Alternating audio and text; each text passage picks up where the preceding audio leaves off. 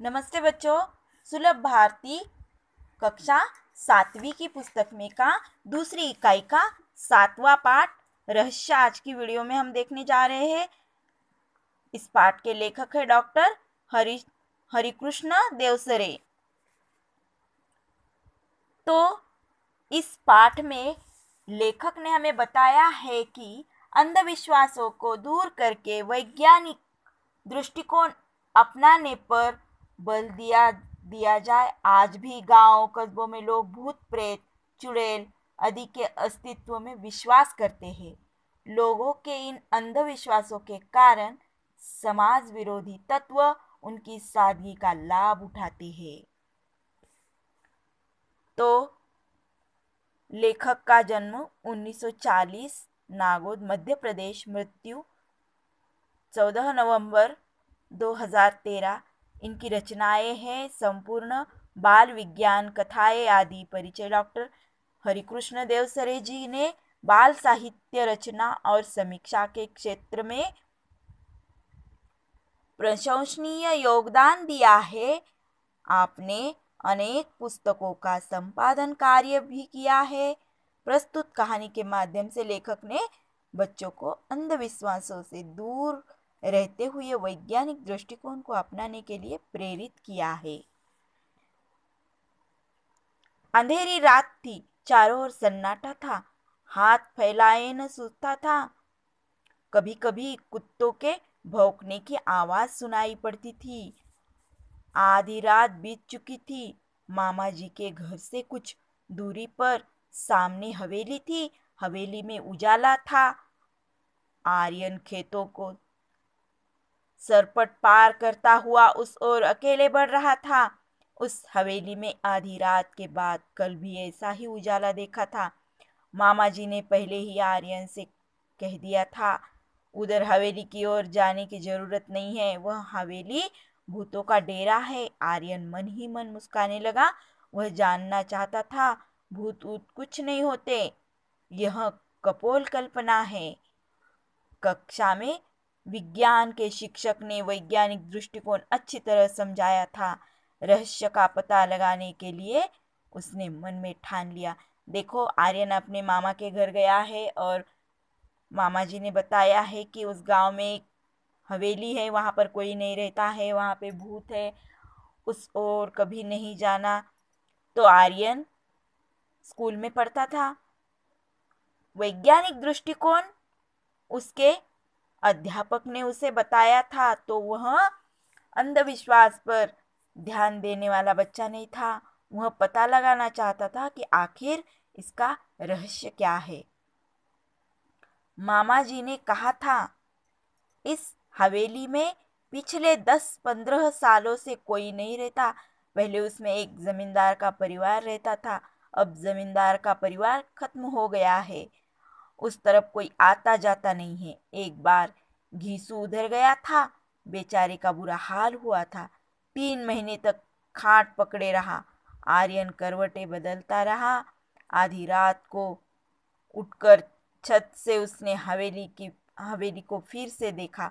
वहां रोशनी थी।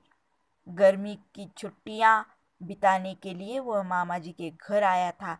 यह एक समृद्ध गांव है। मामा जी के पास एक विदेशी डिजिटल कैमरा भी है। यह बात आर्यन को मालूम थी। मामा जी की एक लड़की थी, उसका नाम था कनिष्का। आर्यन ने कनिष्का से कुछ सलाह मशविरा किया। दोनों बहादुर थे।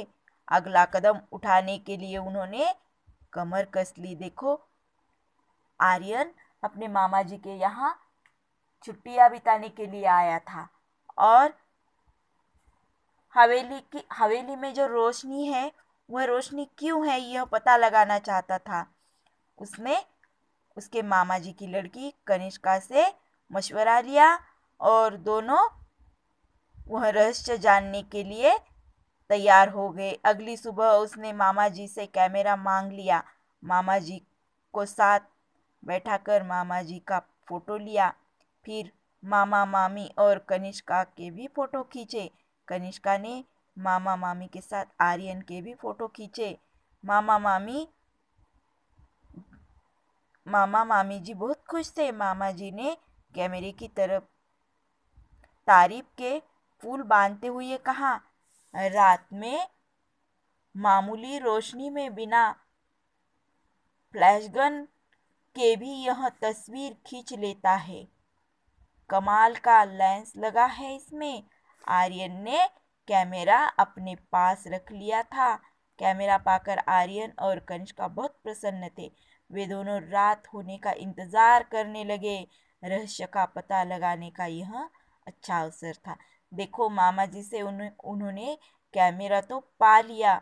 अब रात होने की देरी थी। रात होने के बाद वह हवेली के रहस्य का पता लगाना चाहते थे। अंधेरा होते ही दोनों घर से निकल पड़े। हवेली सामने थी। अंदर से हंसी और कह कहो की आवाजें सुनाई पड़ रही थी। आर्यन और कनिष्का ने पहले चारों ओर ध्यान से देखे, कहीं कोई खतरा नहीं था। वे दबे पांव हवेली में चले गए। बीचों बीच एक बड़ा कमरा था। उसका दरवाजा अंदर से बंद था। खिड़कियां नीचे से बंद थी, लेकिन ऊपर से खुली थी। बड़ी सावधानी से आर्यन ने अंदर झांक कर देखा। हट्टे कट्टे, मोटे तगड़े, बड़ी बड़ी मूछें वाले कई लोग पगड़ी बांधे बैठे थे। उनके साथ कमीज और पैंट पहने हुए भी उनके साथ कमीज और पैंट पहने हुए भी कुछ लोग थे। उनकी आंखों से आग बरस रही थी। आंखें लाल लाल थी। सबके चेहरे डरावने थे। उस समय वे खाने में मस्त थे। कोई हड्डी चबा रहा था तो कोई रोटियां तोड़ तोड़ कर मुंह में डाल रहा था। आर्यन ने उन्हें ध्यान से देखा। उनके गले में कारतूसों की पेटी लटक रही थी। बंदूकें और तलवारें भी रखी थी। कुछ लोग लुढ़के हुए पड़े थे। आर्यन ने इशारा किया। तनिष्का ने बड़ी सावधानी से कैमरा निकाला। गैस बत्तियों की रोशनी इतनी तेज थी कि बड़ी आसानी से फोटो लिया जा सकता था। बस उनके फटाफट कई फोटो खींचे और वे घर की ओर चल पड़े। अगले दिन सवेरे सवेरे आर्यन ने साइकिल उठाई और नारायणपुर की ओर चल पड़ा। वहां फोटोग्राफर की एक दुकान थी। सभी फोटो तैयार कराकर शाम तक वह लौट आया। तो देखो बच्चों, कनिष्का और आर्यन ने बड़ी सावधानी से उस हवेली में प्रवेश किया और वहां पे जो लोग थे उनका फोटो निकाल लिया। इसके आगे का भाग दूसरी वीडियो में लेंगे।